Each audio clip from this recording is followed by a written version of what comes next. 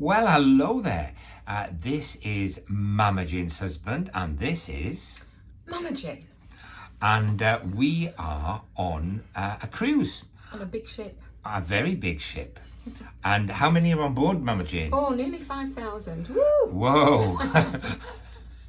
And we're on P&O's latest cruise ship, Iona. And it's the first time we're on.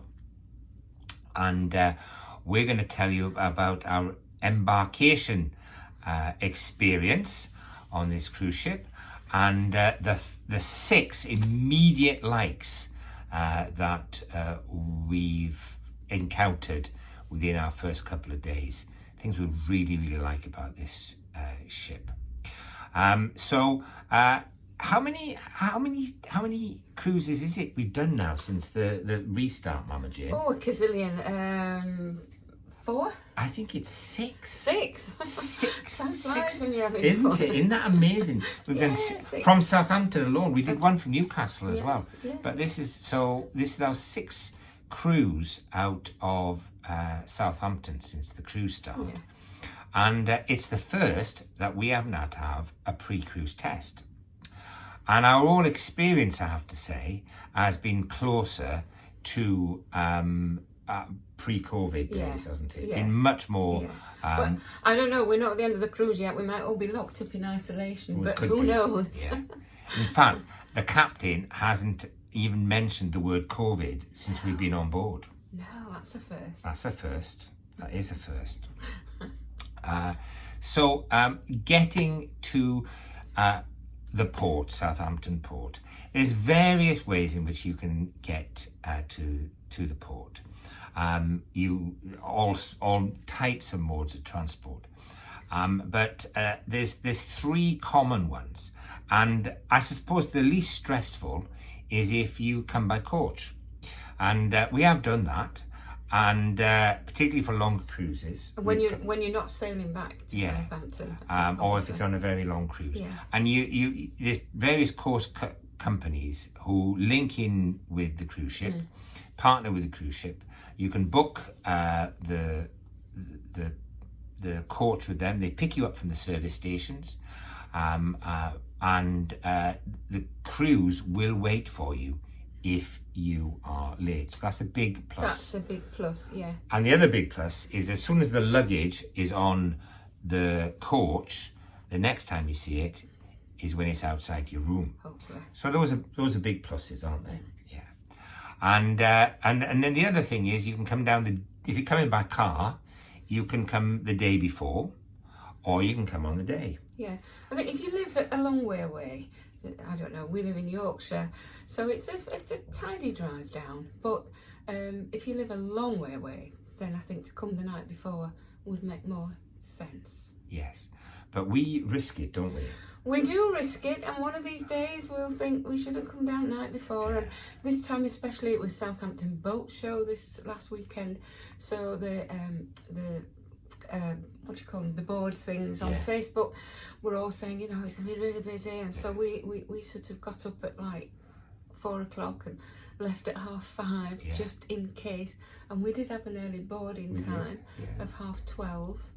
But and we had a beautiful sunrise. We had a lovely sunrise. And coming down the M1. Yeah, we take it in turns. We drive an hour each, so that makes it easier. And we literally pull into a services. If you need the loo, we get the loo. Yeah. We didn't stop for coffee or anything. We just took cold drinks with us. And we did it we were in Southampton for 9:25, which is a bit early for the cruise. And especially the fact that when part of the driving was me, and I don't do fast. No, I make up for it. So it was a really good, easy, beautiful. It was simple.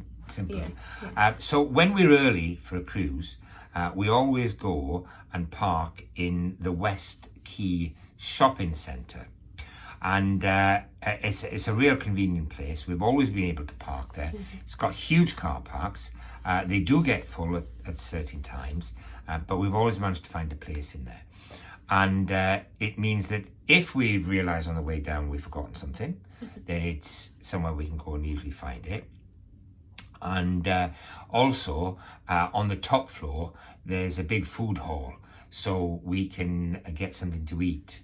Now, we did have a marvelous breakfast at Ed Diners. So I thought Ed Diners was Ed's Diners, was it? No, Ed's Diner. Was it? Yeah. It was an American style place. Yeah, it was very American. It was lovely, lovely. But and Mama Jane ate too many pancakes. I thought it would just be one pancake and some bacon.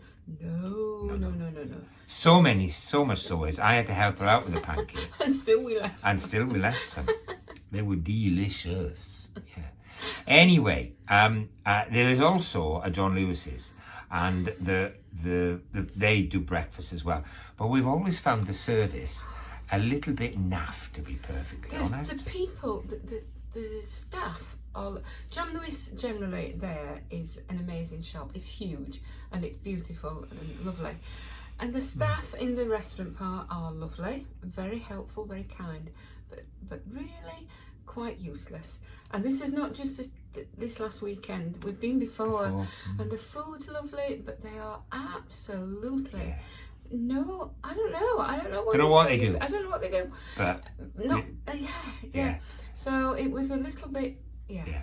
Anyway. Yeah. So that's why I went to Ed's Diner. Yeah. So anyway, we passed we did a few jobs online while we were at there, and then when it came time to our boarding time came, it's an easy 10-minute journey, easy peasy lemon squeezy journey from West Keys to the docks. And a really important tip for Embarkation Day is make sure you put the exact postcode of the dock that you're embarking from into your sat nav, because then it'll take you to the right place. So that's a really important one. That's top tip. And then when you arrive there, we always choose to leave our car with CPS. It's not the cheapest, but it is the most convenient.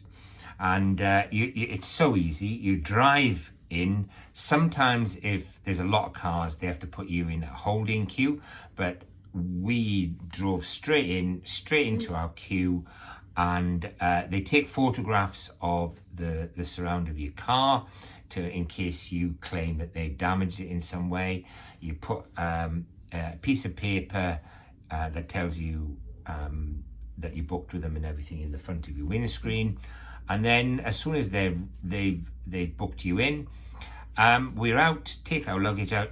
And really important to make sure that you take everything with you, particularly your passports and your documentation and your mobile phones, any money. Make sure that you've got it with you. And we go through things a million times, don't we? We're paranoid that we leave everything. Because once you hand your car keys over, that's it. They drive your car away to some place. Yeah. And so it would be really a nightmare not impossible, but certainly not easy, would it? And then it's a really short walk to the terminal, and there's plenty of luggage things to help you if you need now to. In the olden days, they used to somebody used to come to your car and take your suitcases, and you didn't have to move your own cases. Now you move your own cases as what you call Mama Jane's husband. As he says. She sometimes calls me Chuff. And I call her Chuffette. But they used to come and take your baggage. Now they don't automatically do that, but there are plenty of trolleys, and if you do need help, they're more than happy to come and take your luggage for you. So you don't leave your luggage in the car, but they're more than happy to move it for you. And then when you've got to the outside of the terminal, there's 3 places where you drop off your luggage, and depending on which floor you're on, depends which bin that you take your luggage to. Yeah, they're called bins. Bin 1, 2, and 3, aren't they? Yeah. And if you're still not sure, ask one of the many staff. Always staff. Loads of staff outside, and they'll explain which one you need to take it to. So you need to take them there. Make sure that when you're getting on board that you take your passport and all your documentation with you, so that otherwise you won't get through the embarkation process. So and then again, you're directed inside the terminal, and there's plenty of staff directing you to the various places, isn't it? There's staff all over, you know, pointing out where you're going. If you're about to do your first cruise and it's with P&O, there's nothing to worry about. No. Because there's plenty of staff that just direct you in the right direction. Yeah, they keep you on the track. They do, yeah. And we still have a pre-check when we go in. So you're directed to a pre-check, and they're asked to see your health questionnaire so that you showed that you passed it. And then they asked to see your boarding pass. And that was the only documentation they asked to see this time. Didn't want to see that. They asked you, were you vaccinated? Got insurance, so you're vaccinated. But that was just verbal assurances. They didn't ask to actually see them. And then we were directed to. Now, if you're thinking, oh, good, I don't have to have insurance, don't do it. Do not risk it. I know every vlog you ever listen to will tell you that. Don't risk it, and always make sure it covers you for cruises, because that's the main thing in a cruise. Is if you need airlifting for anything, yes, they've got medical facilities on cruise ships, and they can deal with limited things. But if you need to be taken to a hospital and you need a helicopter to remove you, and having said that, we have on most cruises we've had somebody airlifted off the ship. Airlifted off. So it's not uncommon, and you may be thinking, well, it won't happen to me. It could happen to you. Anybody can have a heart attack. Anybody can fall and break a leg. So don't even think. And also, if you're thinking, oh, well, if they don't check if you're vaccinated, I'll risk it. If you do get on board and you're not vaccinated, and then you're ill, then your insurance won't cover you, and also P&O will disembark you and probably won't help you. So it's an unwise risk it first risk it. Don't risk stuff. It's So then we got to the what's the word I'm looking for? The booking in place, where you get logged in, and again, really quick. They checked your passports. They stamped your boarding pass. They took photos of us. And then we were directed to the security place. Standard security stuff, you know, we all have to do it, don't we, for the scanners. And we were through the scanners, and then a lovely thing I think they did with such a large ship, there were various points in which you could get onto the ship, and there were staff directing you to the best way to get onto the ship, depending where your muster station was going to be. So when we got on the ship, it was quite easy to find our muster station. And so that was all done. Now, muster, for those of you who have never cruised before, muster station, what's that about? Well, a muster station is where you have to go if there is an emergency and we might have to abandon ship. It's something that has to be done for maritime law. Now, what that means is that if you hear the emergency signal come up on the ship and the captain tells you, then you go to your cabin, pick up all what you need, some warm clothing, your emergency jacket, life jacket, and then any medication, and then you go to your muster station.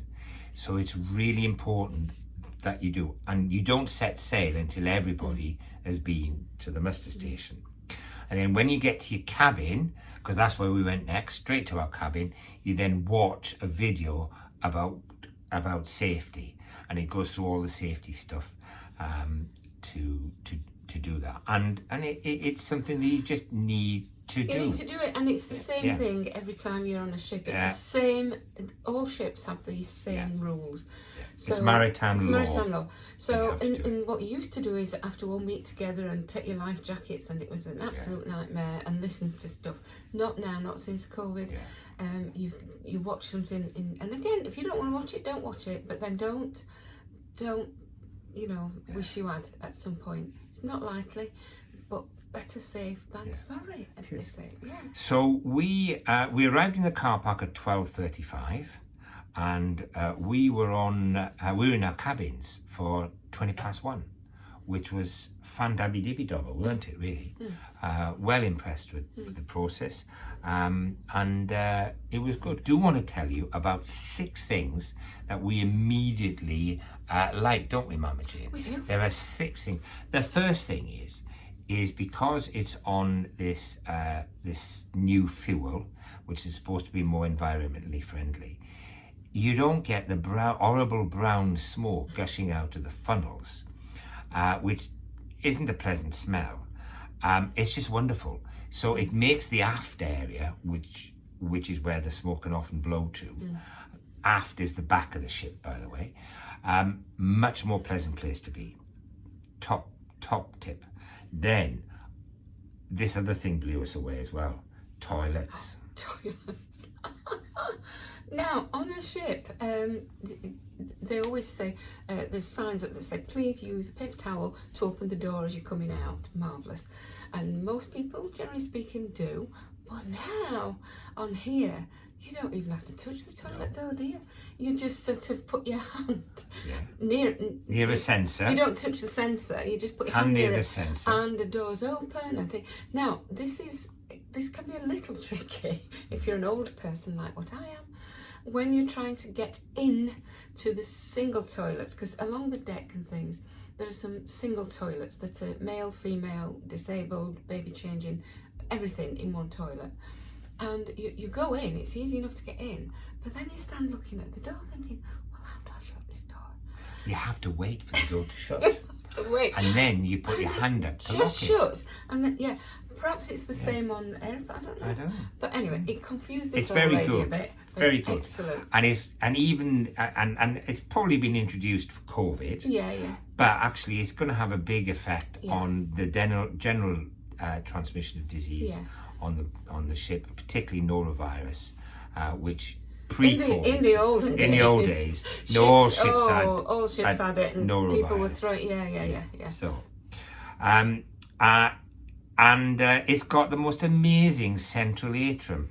I have to say, I think it's my favourite atrium I have ever seen in the whole wide world. It's astonishing because it's got floor-to-ceiling glass from deck 6 all the way up to the top of deck 8. So you have this amazing around view of the sea from the atrium. Oh, it's Faberono. Faberini. Absolutely love it. And despite this big open atrium, there's lots of nooks and crannies over the ship. So it's very compartmentized. So there's all sorts of little places to find and explore. Love it. Love that. And then the fourth thing that we really, really like is there's lots of seating outside, isn't there? Yeah. I mean, today there's very few people outside because it's quite miserable. But yesterday... Weather is miserable. Oh, yeah. But yesterday it was glorious, wasn't it? Glorious weather. But you could always find a seat. There was lots of seats, It was fantastic. Yeah. And then there's 2 things that we really, really like about our cabin. We'll do a cabin review at some point. But the light above the bed, fantastic. I'll put a little video in of its functionality. Oh, it should win a design award. And then it's got some night lights in the cabin. It's got, in the bathroom, there's an actual night light that is on. You can't turn that off. That is on, which is good because it means you're not sort of putting a big light on in the bathroom. Yeah. And not only that, then outside the bathroom door on the sort of floor area, what will be a skirting board if you're in a house. There is a little night light, which again you can't turn off. It's automatically on. But it's very gentle, like very won't gentle. won't keep you awake at night or anything. It's a very gentle light. It's really good, and because in a lot of people who know us know, we don't do balconies, etc. We just do the cheapest inside cabins, and it really is dark. I mean, pitch black, isn't it? Yeah. You really sleep. Which is So that's our initial impressions, our embarkation experience, and our first experience of Iona. So we'll post some more videos as the cruise continues. We're doing Vigo tomorrow, so we'll tell you all about that as well, I'm sure, at some point. But for now, it's a goodbye from Mama Jane. And it's a goodbye from Mama Jane's husband. Yeah. My husband, I like that. I like your husband, yeah. Anyway, bye-bye. Bye.